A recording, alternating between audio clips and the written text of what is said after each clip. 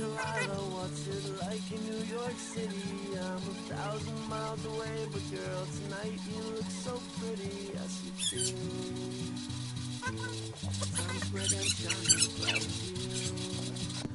you. Singapore is a vibrant and beautiful global city in Southeast Asia and has a very strong economy.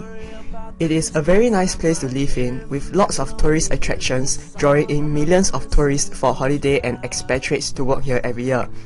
It has a very high gross domestic product per capita income of $61,000 and has retained the world's highest percentage of millionaires in the year 2012. Singapore is also one of the world's leading financial center and has one of the busiest ports. It was also being listed as the second best in quality of living in the world by the Fortune magazine. However, Singapore has one of the highest income inequalities in the world.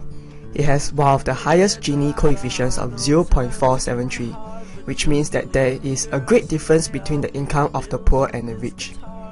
This issue is very controversial as there is no straightforward solution to it, and there is no way the solution would result in a win-win situation for both parties. The cause of this problem is due to globalization and technological improvement in the world. The improvement in technology and the substitution of labor by technology has reduced the need of low-skilled workers.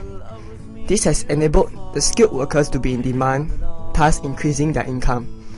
The influx of foreign workers has worsened the issue of income inequality in Singapore, as there is a greater competition of jobs, thus resulting in lower paid workers.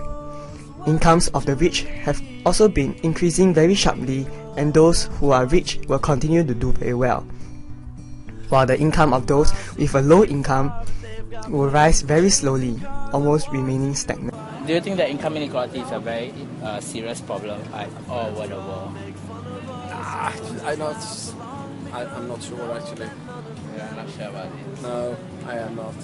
Then do you think that anything can be done to improve the situation? No, but then we actually can talk a little bit about Singapore, but the situation in Singapore is quite good, I think, compared to other areas, other countries. Okay. So you feel that the situation in Singapore is still counted okay compared to other countries like USA?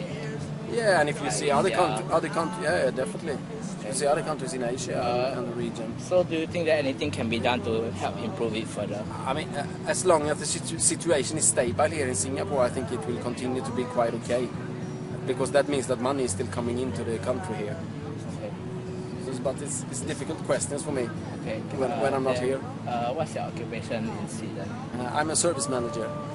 Okay. Thank you. Do you see income inequality in Singapore as a very grave issue?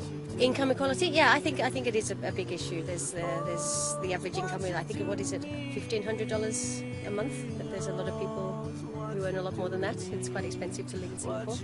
Do you think that the system of meritocracy in Singapore is fair, because the intellectual people will get high-paying jobs while the rest will have low pay?